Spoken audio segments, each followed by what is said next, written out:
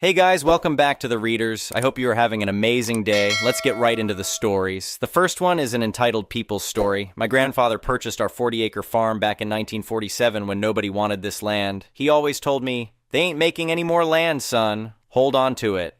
3 generations later, I'm still working the same soil, growing the heirloom tomatoes that have become something of a local legend in our county.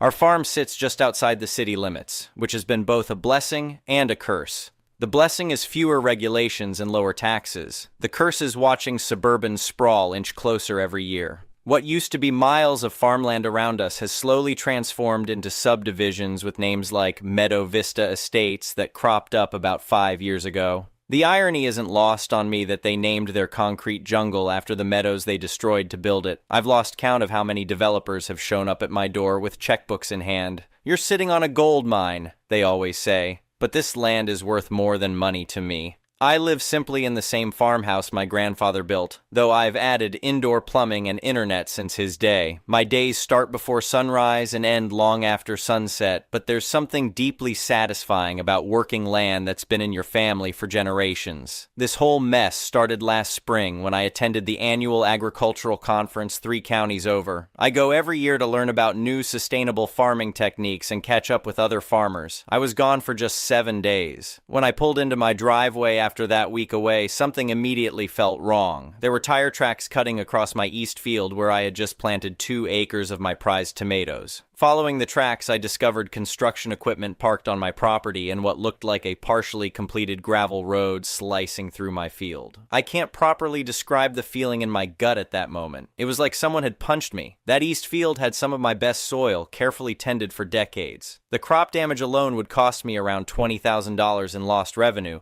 not counting the damage to the soil itself. A construction crew was taking a lunch break under one of my old oak trees. I approached them, trying to keep my voice steady despite my racing heart. "Excuse me, but what exactly are you doing on my property?" I asked. The foreman looked confused. "We're building the access road for Meadow Vista Estates. Got all the paperwork right here." He handed me a folder with permits and what appeared to be a signed permission form with my signature at the bottom. Except it wasn't my signature. Someone had forged my name. "This isn't my signature," I said. "I never authorized any road through my property." The foreman looked uncomfortable.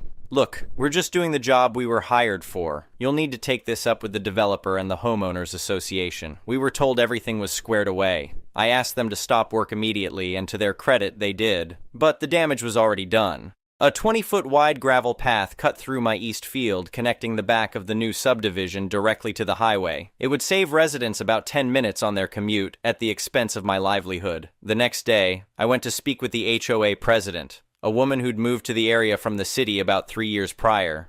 When I explained the situation, she barely looked up from her laptop. "Mr. Farmer," she said, not even bothering to use my actual name, "that access road is for the greater good of our community. It's going to increase property values and decrease commute times for over 100 families. But it's on my property," I explained. "Nobody asked my permission. Nobody paid me for the land, and you've destroyed my crops." She sighed dramatically. "No one actually farms anymore anyway. It's the 21st century. If you're concerned about compensation, you can bring it up at our next board meeting, but the road is staying. We've been planning this improvement for months." I was stunned by her dismissal. "That's not how property rights work," I said. "You can't just build on someone else's land because it's convenient for you." "We'll see," she replied with a smirk that made my blood boil. "See you at the board meeting." That afternoon, I called a local surveying company to officially confirm my property boundaries, which cost me $1,500. I also consulted with a lawyer who specialized in property rights, which was another $350 just for the initial consultation. Both confirmed what I already knew. The HOA had absolutely no right to build on my land, and the signature on their form was definitely a forgery. My lawyer drafted a cease and desist letter, which I personally delivered to the next HOA board meeting. I sat through an hour of discussions about playground equipment and lawn height restrictions before they finally got to new business. When I presented the letter, the room erupted. The HOA president claimed that residents had been using that pathway for years, which was a complete lie. The subdivision wasn't even 5 years old, and there had never been any path through my field before this. "We have an easement by prescription," she declared confidently, as if she'd just learned the term. "We've established a right-of-way through historical use." My lawyer had warned me they might try this argument. That's simply not true, I replied. There was no path until last week, and your subdivision has only existed for 5 years. Prescriptive easements typically require open and continuous use for at least 20 years in this state. Another board member, a man in an expensive golf shirt, leaned forward. Look, why don't you just sell that worthless farm to developers like a sensible person? You're fighting progress. The meeting devolved from there. I was called selfish, outdated, and an obstacle to community improvement. One woman even suggested they should investigate me for animal welfare violations, though I don't even raise livestock on my property. As I was leaving, one of the quieter board members caught up with me in the parking lot. He looked around nervously before speaking. You should know, he said in a low voice. The board discussed this months ago. They knew they didn't have the right to build on your land. But the president convinced everyone you wouldn't fight back. She said farmers are too poor to hire lawyers. He hurried away before I could respond. With the legal documentation in hand and the cease and desist delivered, I gave them exactly 1 week to respond. When they didn't, I took action. I hired a local fence company to install a heavy-duty gate across the illegal road, complete with no trespassing and private property signs. The gate and installation cost me $3,200, but it was worth every penny. The response was immediate and hostile. Cars would drive up to the gate at all hours and honk continuously. Someone let the air out of my truck tires. Suddenly, there were noise complaints filed about my tractor, which I'd been using at the same hours for decades. 2 weeks after I installed the gate, I was served with lawsuit papers. The HOA was suing me for irreparable harm to the community, demanding the road remain open and seeking $275,000 in damages for emotional distress and decreased property values. The local newspaper ran a story with the headline, "Local Farmer Blocks Access Road, Residents Outraged." The article quoted several residents calling me selfish and saying I was preventing parents from getting home to their children quickly. There was barely a mention of the fact that the road was built illegally on my property without permission. At this point, I was angry enough to consider selling just to be done with these people. But then I remembered my grandfather's words about holding on to the land. I called my lawyer and told him I wanted to fight this all the way. We filed a comprehensive response to their lawsuit, along with our own countersuit for property damage to my crops, approximately $20,000, trespassing, forgery of documents, harassment. My lawyer started the discovery process, requesting all HOA board minutes related to the road project, communications between board members, and contracts with the construction company. What we found was shocking, but not surprising. The HOA president owned not just her home in the subdivision, but also a rental property on the far side that would increase significantly in value with easier access to the highway. She had a direct financial interest in the road that she never disclosed to the other board members. We also discovered emails where she explicitly discussed forging my signature, writing to another board member, "He'll never know until it's too late, and then what's he going to do? Farmers don't have money for lawyers." The construction company provided testimony that the HOA president had personally authorized the work and provided the fake signature. Satellite imagery from 3 different dates clearly showed there had been no road or pathway through my property until the construction began during my absence. As we built our case, I found unexpected allies. A local environmental group became concerned that the unauthorized road was affecting water runoff into a nearby creek. Several longtime residents from neighboring properties came forward with statements supporting my version of events. Even a few homeowners from the subdivision privately expressed support, embarrassed by their HOA actions. The financial strain was significant. Between legal fees, the survey, and the gate, I had already spent nearly $15,000, which was money I had been saving for a new irrigation system. But I refused to give in. The court date finally arrived 6 months after they filed their lawsuit. The judge, an older woman who had grown up in a rural community herself, listened carefully to both sides. When the HOA president claimed they had been using the pathway for years, the judge asked a simple question. Can you provide any evidence of this pathway existing before last spring? They couldn't, of course. When they tried to argue that the road served a greater community need, the judge interrupted. The greater good doesn't override private property rights in this country, she said firmly. If you wanted an easement across this property, there are legal means to request one and compensate the owner appropriately. After just 40 minutes of testimony, the judge dismissed the HOA lawsuit. She then immediately addressed our countersuit, ruling in my favor on all counts. Her decision included the HOA must remove the road and restore my land to its previous condition, compensation of $22,500 for lost crops and restoration costs, punitive damages of $50,000 for the deliberate forgery and trespassing, a permanent injunction preventing the HOA from entering my property. The HOA was responsible for my legal fees, approximately $18,000. The judge was particularly harsh about the forgery. Falsifying someone's signature on a legal document is fraud, plain and simple, she said. Had this been pursued criminally rather than civilly, someone might be facing jail time. 2 weeks after the ruling, the HOA board called an emergency meeting and asked for the president's resignation. The local paper ran a follow-up story with a very different tone. Local farmer vindicated, HOA built illegal road, forged documents.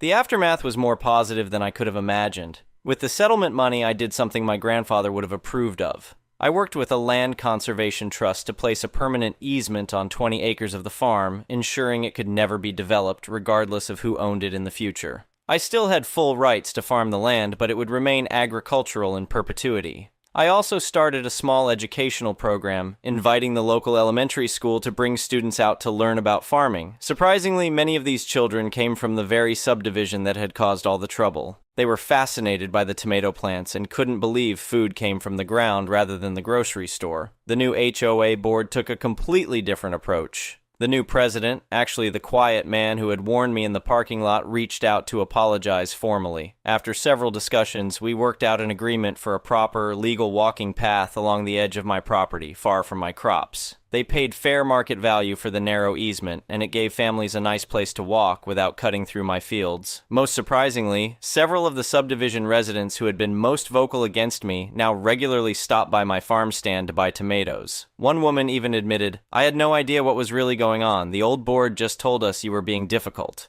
It's been 2 years since that court case. The field is productive again, though it took a lot of work to restore the soil properly. The walking path is popular with families, and the kids from the educational program sometimes bring their parents to show them their tomato plants. Standing up against that HOA was one of the hardest things I've ever done. There were nights I lay awake wondering if it was worth the fight, if I should just sell the land and retire somewhere peaceful. But every morning when I walk my fields at sunrise, I'm grateful I held my ground. My grandfather always said, right is right even if you're the only one doing it. I think he'd be proud that his farmland is still growing food, still teaching lessons, and still in the family after all these years. Some things really are worth fighting for. The next one is a pro-revenge story. A few years ago, I was sitting in a job interview and the hiring manager asked, "What do you consider the greatest accomplishment of your career?" This gave me pause, as I've been doing the same thing for over 25 years. I let the mists of memory transport me back in time. Dorian, the nurse manager. Kip, the program manager. Dr. Steve, the clinical director. Yes, I had 3 bosses.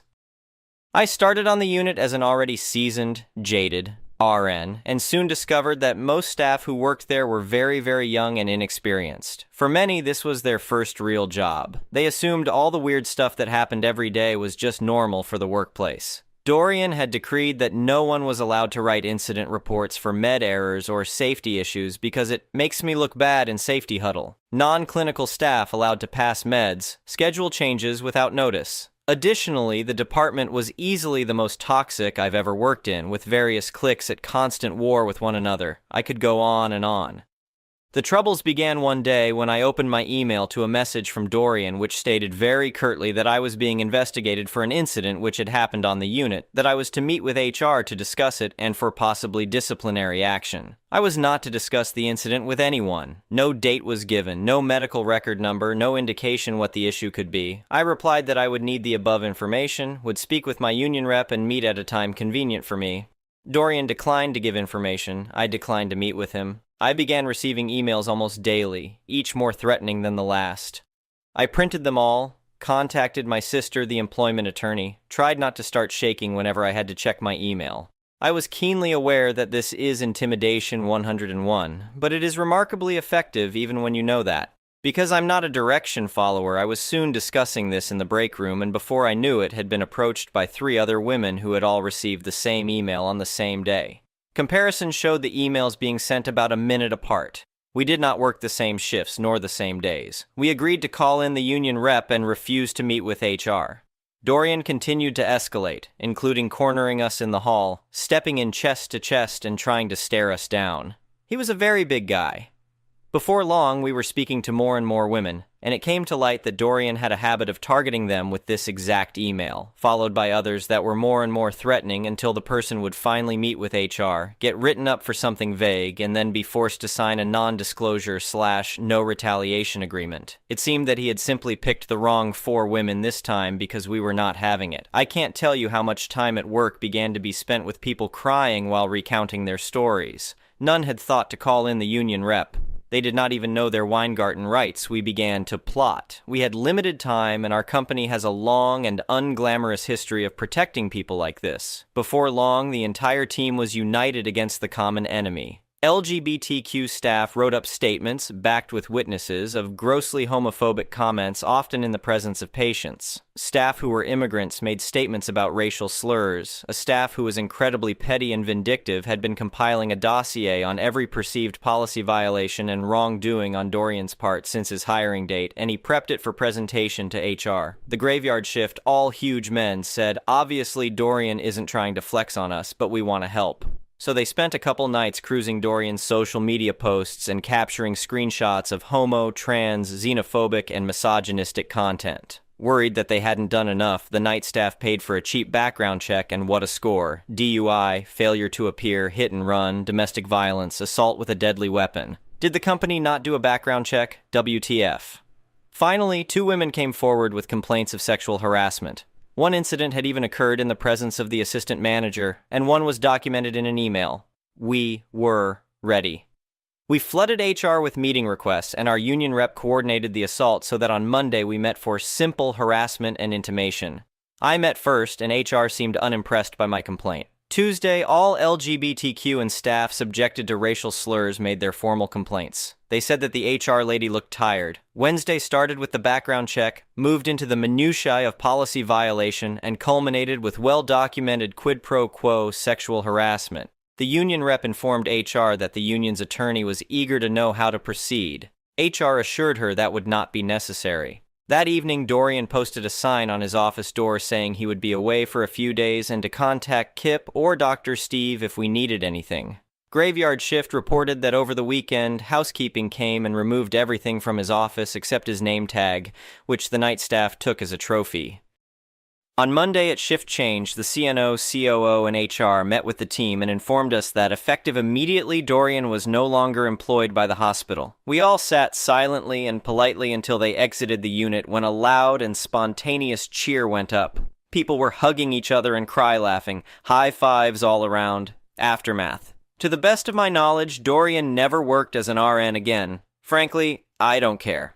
Kip was fired 3 days later for having been aware of all that was going on and turning a blind eye, and because apparently he'd been touching women on the unit for a couple years. I hadn't been aware of that, but it came out in the HR meetings. Dr. Steve was also fired for sexual harassment. The unit hired an old manager of mine who had a long and well-documented history of, you guessed it, sexual harassment. I quit within days of him being offered the job. The department's foray into getting along crumbled. Most of the staff have moved on to other jobs where they seem much happier. What do you consider the greatest accomplishment of your career? I sat up straight, smiled, and said, I took a very fractured team and brought them together to achieve a common goal. I like to think I'm really good at team building. The next one is a malicious compliances story. So I have a Karen for a neighbor. She's a grumpy old C with a live-in son in his 40s and no other family or friends. And when I say she's a Karen, we're talking to the point that she came into my property to yell at our landscaper about a boulder he was installing on our property, something about believing it would fall over onto more of our property. A few months after we moved in, we receive a letter trying the HOA saying they'd received complaints and asking that we make sure we're mowing, watering, and maintaining. I chalked it up to moving into a nicer neighborhood and made an effort to mow twice a week instead of my normal once, added a little time to the sprinklers, and figured all was good. Apparently, it was not all good, as we received another letter stating the complaints had continued and the HOA wanted to talk with us to see what the problem was. I should note, we had just moved in not that long ago, and hadn't landscaped the back yet, so we're letting our dogs pee on the front at night, which lead to the inevitable patches of bright green grass that grow stupid fast.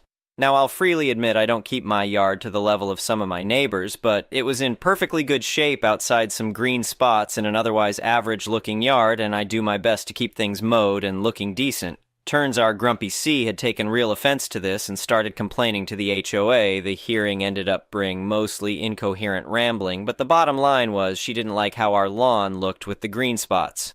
While the HOA agreed this was not her business and definitely not theirs, I decided she was right and we should stop letting our dogs out in the front to pee, as I also don't like the green spots. Now I put them on the leash and let them do their business in her yard. Read, tree lawn. And I'm clearly not the only one, as her entire yard is now covered in pee spots and dead spots on her actual lawn, which my dogs don't step for on. I'm pretty sure she's complained about everyone with a dog, and now the entire neighborhood takes their dogs to her yard. The best part, she actually does a crap job taking care of her lawn, weeds, and crabgrass everywhere. She just waters it almost non-stop. So today I got to report her to the HOA for her yard looking like total crap. If it were any other house, there are much worse, I wouldn't care at all. But this lady wanted lawns without spots, so I'm just doing my part to enforce her rules. Edit. To everyone hating on HOA. They're hit and miss for sure, but in this case, they didn't do anything but tell me someone complained and then tell her I wasn't violating any rules and they weren't going to be involved. Also, HOA are often surprisingly easy to take over. You just have to skip the whining about how terrible they are and do the work instead. If the HOA is that bad, talk to some neighbors, tell them you're going to run for the board and get them to vote for you, then help others do the same. And remember what you hated about the previous board. Be forewarned. Everyone finds a reason to complain. No one is will to help out. Edit 2 for everyone about green grass from dog pee, urea, ammonium, nitrogen for plants. If you don't water, it stays concentrated in one area, killing the grass. If you do water or just spray the spot with a hose quickly, it's diluted and gives the grass a big boost of organic nitrogen fertilizer. The next one is an entitled people story. Okay, so here's another story from my time working at the very popular theme park in Florida. This incident is one that almost made me quit. I was working as a cashier at the bakery store area of the resort I worked at. It was really busy and my line was long. I was a fast cashier, so I was moving through the guests quickly. I hear an older man and woman arguing with each other as they come up through my line. I mind my business as I ring up their things. The man says with an attitude that he needs a cup for coffee. I grab one, sit it on the counter, and ring it up with the rest of their things. I tell them their total, and they pull out their room card to pay. Room cards were connected to guests' IDs, and guests could also connect a debit or credit card to them to make things easier during their vacation. I go through the process of charging the card, but the computer won't read it. I do it multiple times, and still nothing. Older woman. This is the second card that's doing this. Older man. Well, what am I supposed to do about it? She's the one that doesn't know what she's doing. Referring to me. Me. Sir, do you have the debit or credit card associated with the room card? I can just use that. Older man. If I had that, I wouldn't have handed you the room key. Why can't you do your job? At this point, I'm trying to calm down and remain not ignorant. A nice guest behind the man chimes in and says to the older gentleman that if it's happened 2 times already, it's probably because they are putting it next to their cell phone or something else that is demagnetizing it because it happened to him as well. Older man to nice young gentleman, who asked you? The young man raises his hand and says sorry sarcastically, while other guests look at the older couple like they're nuts and look at me with sympathy. Me. Sir, ma'am, do you have another form of payment? The man throws the stuff they had angrily on the counter and his wife follows, knocking the cup on the ground. Some people leave the line. The welcome desk ladies some feet behind me stare on in bewilderment. Older man, I don't even want this crap anymore. All I wanted was a coffee. Me wanting them to just leave my line and my nerves. Here, I'll give you the coffee for free. I hand him another cup, which he attempts to snatch, causing this one to also drop to the ground. He picks it up angrily and throws it at me. Older man. I need another one! Y'all, I'm shaking. What I'm feeling at that moment wasn't anger, it was wrath. I'm brown, but my face and neck were red. I then understood why God didn't give humans superpowers, because I would have reduced that entire place to ashes, starting with the older couple. Everything would have gone up in flames. I grabbed another cup and sat it on the counter. Before handing it to the man, I calmly spoke to him. Me. Sir, instead of acting like this, All you had to do was ask. You see that desk behind me? They can print you a new card if you need it. Him and his wife seemed to deflate, but said nothing as I handed him the cup. I then asked them to leave my line, and they walked away. The nice man and his woman looked at me with pity, and the woman said she was sorry I had to go through that. I managed to ring up their things, but couldn't continue, so I called my manager on the phone that was next to the cash register. She answered and instantly knew by my voice something was wrong. I told her I needed a break. I couldn't be there right now. She said okay, and she was on the way. She came out a minute later and told me to take a breather. I couldn't even make it to the worker break room bathroom before the tears started, so I ran to the guest bathroom into a stall and cried there. I cried not because I was sad, but because I was angry and had to suppress it. I was boiling over like a pot of water on the inside. Throughout that week, no matter where I saw that man and his wife, I gave them the nastiest stank eye I could muster up. Suddenly, they were super nice to everyone else, refused to make eye contact with me longer than a few seconds, and they never apologized, though they looked guilty whenever they saw me. The next one is an entitled parent story. I work at a bowling alley, and today we had a large tournament, roughly 6 people on all 40 lanes. At the start of the day, it was nice and quiet until about 2. 3 hours and the kid, who was maybe 10, 12, that was sat directly in front of the front counter iPad, ran out of battery. The kid lost at this point, practically screaming at his mother to charge it or to play on her phone. She clearly didn't care. She basically told him to sit down and shut up. The kid only did half that. He started walking around the counter. Then he noticed the iPad we have behind the counter to help keep track of reservations and parties, etc. His face lit up like it was Christmas morning, as I always do when a kid runs behind the counter. I stop them and say, "Whoa, little buddy can't be back here." The kid then looked up at me, pointed to the iPad, and said, "But I want it." "Sorry, little dude, but that's our important iPad. I can't let you have it." The kid said, "Oh," and walked away. Me, thinking that was the end of it, went back to tending to lane calls, score corrections, and all the usual stuff that happens when a tournament is going on. Then about maybe 5 minutes later, I see out of the corner of my eye the kid sneaking around the side of the counter and reaching out to the iPad. Once again, I told him he can't have it this time, with a bit more of a strict tone to tell him I'm serious. With me still looking at him, he reached out more and more until he grabbed it and ran. Luckily, he didn't get far as he tripped over one of the many ball bags strewn across the floor from the bowlers. However, unfortunately, he landed on the tiled-off eating area, smashing the tablet on the ground. Naturally, the kid started bawling. I rush over, grab the iPad off the ground, only for some of the glass to fall out. The mother was none too pleased at this. She looked beet red as she hurried over and shouted, "How could you hurt my little pumpkin?" I explained to her the situation and how her child tripped and smashed the iPad, and she gave the stereotypical, "My child is an angel and can do no wrong" speech, and demanded that we pay her for a new iPad for her son. I told her that's not how this works, and she started to cause a scene. The tournament head came over noticing the commotion and asked what was going on. Obviously, we both gave out sides of the story. He then said that since the damage happened during his tournament, he would reimburse us for the damaged iPad, but the mother, son, and her bowler were all kicked out and the bowler disqualified. Honestly, I feel bad for the bowler. He was doing pretty good in the tournament, but thanks to a crappy parent, it was all null and void. I talked with the official later, and he said that she's been a problem at other places before for similar issues, such as being too rowdy and not watching her kid. Apparently, she was warned at their last tournament that if it happened again, her son would be disqualified from the tournament. I feel bad for him, but oh well. Thank you for watching. I would really appreciate it if you could like the video and subscribe to our channel if you haven't already. We'll see you